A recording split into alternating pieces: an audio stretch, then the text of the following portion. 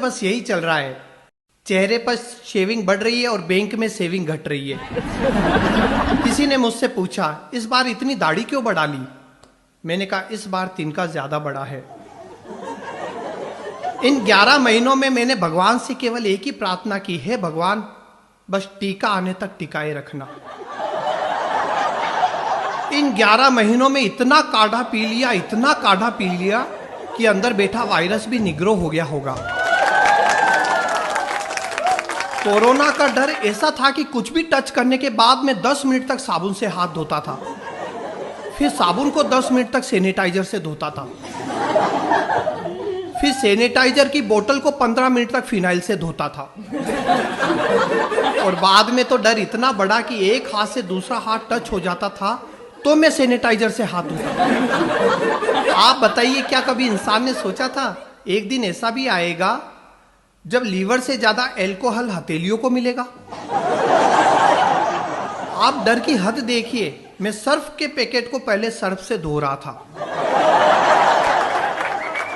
इस बीच सरकार ने सब बंद कर रखा था।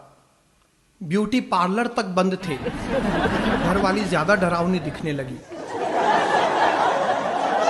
केवल वाइन शॉप खुली थी।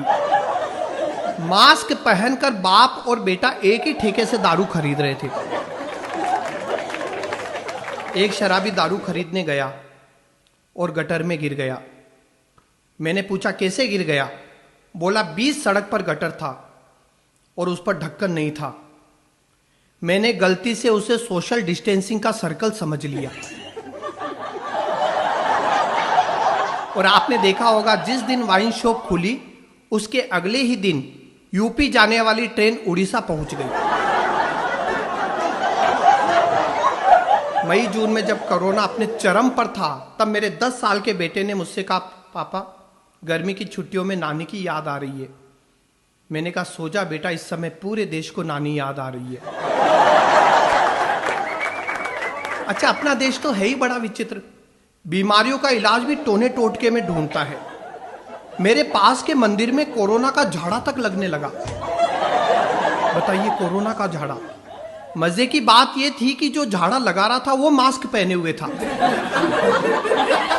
उसे चमत्कार से ज्यादा विज्ञान पर भरोसा था। अच्छा, आप देखिए, इस कोरोना ने कंफ्यूज भी बहुत किया।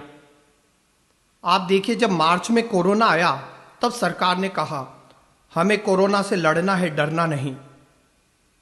अप्रैल मई में कोरोना भयंकर हो गया, तब सरकार ने कहा, अब हमें कोरोना के साथ ही जीना पड़ेगा। जून जुलाई में कोरोना और भयंकर हो गया, तब मैं डर गया, अब कहीं सरकार ये ना बोल दे कोरोना यहीं रहेगा, हमें ही जाना पड़ेगा। आप बताइए, ऐसा हुआ था ना? जब पहला लॉकडाउन लगा तब सरकारी एडवाइजरी आई, ना आप ये कर सकते हैं, ना आप वो कर सकते हैं। जब दूसरा लॉकडाउन लगा तब सरकारी एडवाइजरी आई, आप ये कर सकते हैं पर ये नहीं कर सकते हैं। और तीसरे लॉकडाउन में तो सरकारी एडवाइजरी ने भी हाथ खड़े कर दिए, आपको जो करना है करो, हम कुछ नहीं कर सकते। आप देखिए, कोरोना ने कई धारणाएं बदल दी। पहले किसी को छींक आती थी तो चलता हुआ आदमी रुक जाता था, कहीं मेरा काम रुक न जाए। और अब किसी को छींक आती है तो रुका हुआ आदमी भी चल देता है, कहीं मेरा काम ही तमाम ना हो जाए। अभी 3 दिन पहले मेरी पत्नी ने मुझसे कहा, इस कोरोना ने तो मेरी हैसियत घर के नौकरानी जैसी कर दी। मैं दंग रह गया। मैंने कहा, एक बात बताओ, पिछले 11 महीने में घर का झाड़ू पोछा किया मैंने, बर्तन भांडे किए मैंने, और तो और कपड़े धोए मैंने, तू नौकरानी कैसे बन गई? बोली, नौकर की बीवी तो नौकरानी हुई ना। मेरे पड़ोसी को डॉक्टर ने कहा, बधाई हो, आपकी पत्नी की कोरोना रिपोर्ट नेगेटिव आई है। पड़ोसी भड़क गया, बोला, ऐसे कैसे? पूरा पैसा दिया है टेस्ट का, 14 दिन क्वारंटाइन की बात हुई थी। और अब तो देखिए, बहुत खुशी की बात है कि कोरोना की वैक्सीन भी आ गई है और वैक्सीनेशन का काम भी शुरू हो गया है। लेकिन भारतीय महिलाएं सबसे अलग। एक बोली, इसमें कलर रेंज है क्या? मैं पिंक कलर की वैक्सीन लगवाऊंगी। दूसरी बोली, मुझे वैक्सीन की रेसिपी बता दो, मैं घर पर ही बना लूंगी। कोरोना की माया है। लेकिन मैं आपको एक बात बताऊं, पिछले 11 महीने से कोरोना है या नहीं ये पता करने के लिए लोग टेस्ट करा रहे थे, ऑक्सीमीटर खरीद कर ला रहे थे। लेकिन मुझे तो एक शादीशुदा अनुभवी आदमी ने मार्च में ही बता दिया, अपनी पत्नी से 10 मिनट तक लड़ो, धुआंधार लड़ो, अगर सांस नहीं फूल रही है मतलब कोरोना नहीं है।